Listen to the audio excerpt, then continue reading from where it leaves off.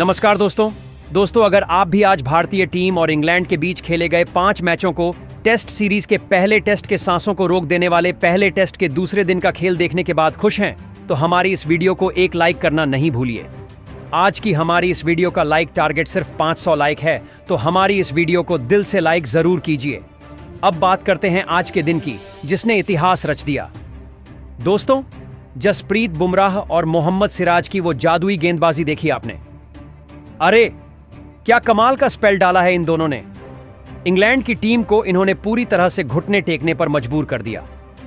मात्र 70 रन पर 6 विकेट गिरा दिए। जी हां, 6 विकेट। यह ऐसा बिजली का झटका था कि इंग्लैंड की टीम बुरी तरह हिल गई। और हां, बुमराह सिराज की वो चमत्कारी गेंदबाजी देखे बिना तो कहीं मत जाना, क्योंकि यह देखकर आपका दिल खुशी से भर जाएगा। चलो अब और समय न लेते हुए वीडियो शुरू करते हैं। भारत और इंग्लैंड के बीच पहला टेस्ट मुकाबला हेडिंग्ले के ऐतिहासिक मैदान में खेला जा रहा है, और इस मुकाबले की जो शुरुआत हुई है उसने हर किसी को चौंका कर रख दिया है। पहले दिन भारतीय कप्तान शुभमन गिल ने टॉस जीतकर पहले बल्लेबाजी करने का फैसला किया।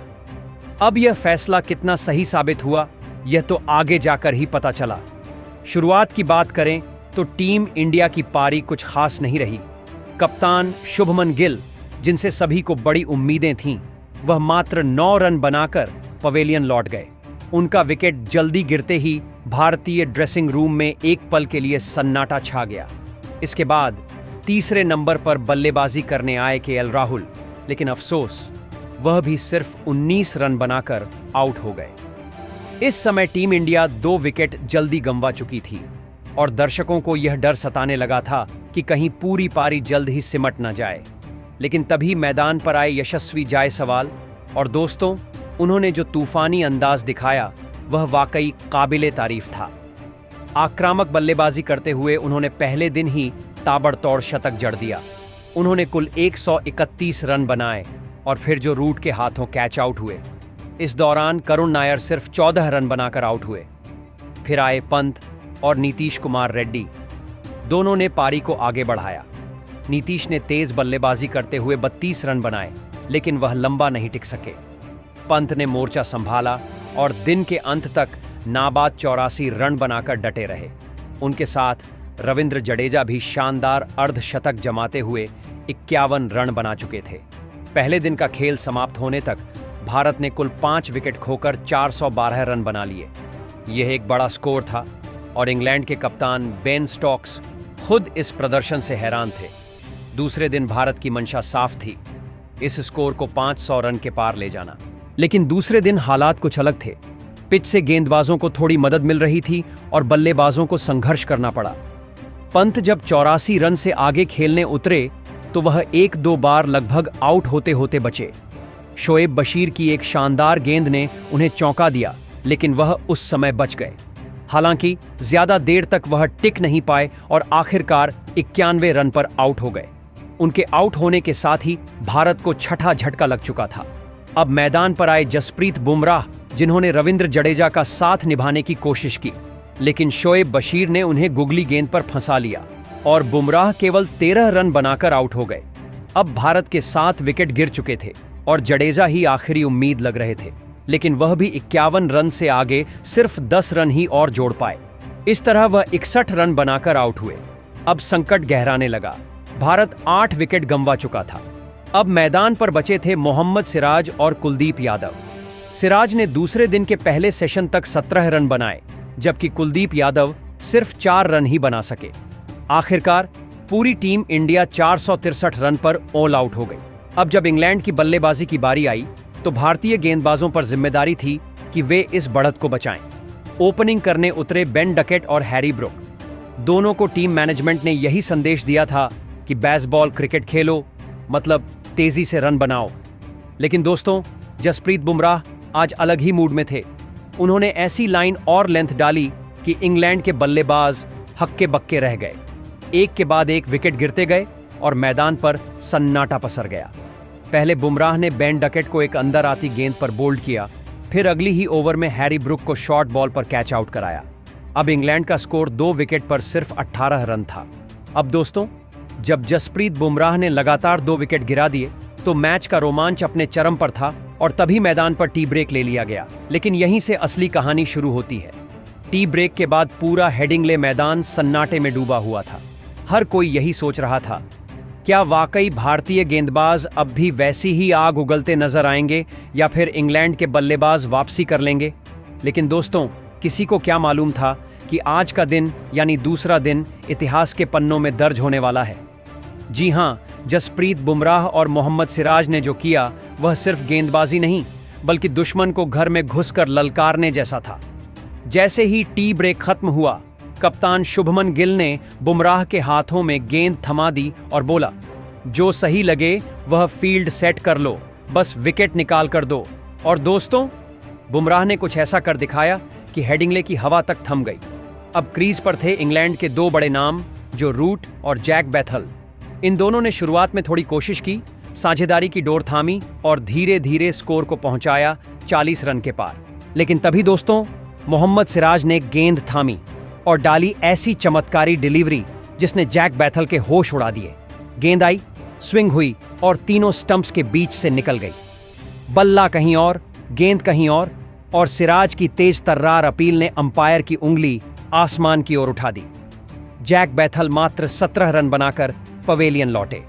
अब दोस्तों, 3 बड़े विकेट गिर चुके थे और स्कोर सिर्फ 42 के आसपास। अब बारी थी चौथे झटके की और इस बार फिर से जिम्मेदारी दी गई जसप्रीत बुमराह को।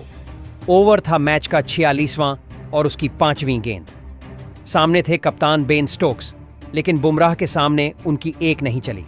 बुमराह ने गेंद डाली, बेन स्टोक्स ने लॉन्ग ऑफ की दिशा में ऊंचा शॉट खेला और वहां कुलदीप यादव फील्डिंग कर रहे थे। गेंद सीधी उनके हाथों में समा गई। बेन स्टोक्स बने शिकार मात्र 12 रन बनाकर। अब दोस्तों, 4 विकेट गिर चुके थे और इंग्लैंड की हालत बदतर होती जा रही थी। इंग्लैंड के फैंस की आंखों में मायूसी साफ झलक रही थी। और क्यों ना हो, स्कोर बोर्ड पर 50 रन भी नहीं पहुंचे थे और 4 दिग्गज बल्लेबाज वापस पवेलियन लौट चुके थे। जवाब में भारत बना चुका था 463 रन। अब टीम इंडिया जानती थी यह मौका है इंग्लैंड को ढेर करने का और अगला निशाना था जो रूट। कप्तान गिल ने अचानक से गेंद थमा दी मोहम्मद सिराज को। एक बार फिर चाल चली गई, एक बार फिर फंदा बिछाया गया।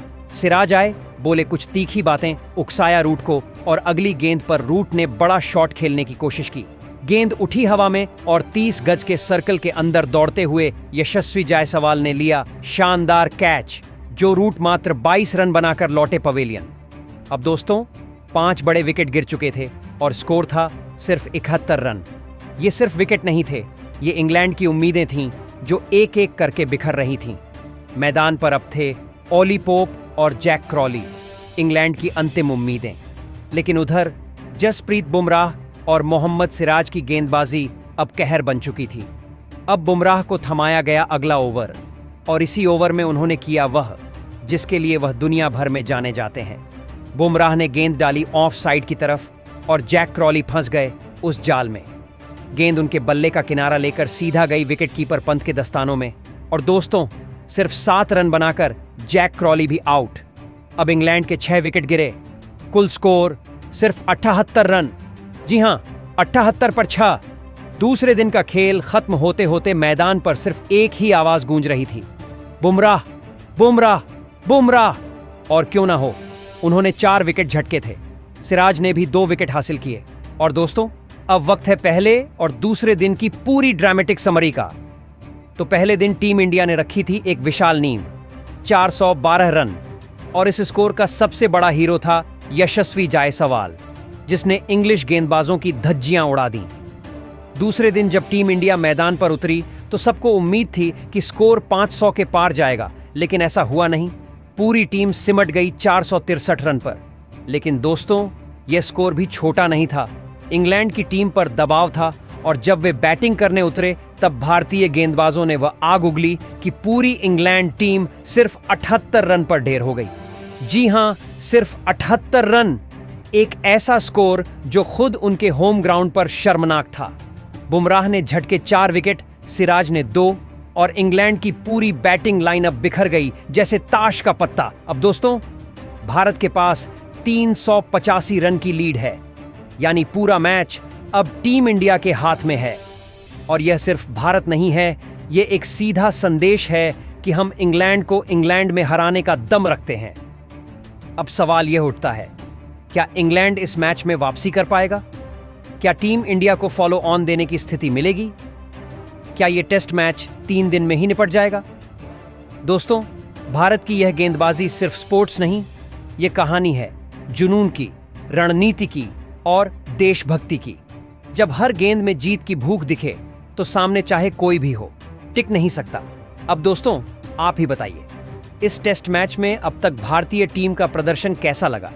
क्या आप जसप्रीत बुमराह को 10 में से पूरे 10 नंबर देंगे या मोहम्मद सिराज की फायर स्पेल को?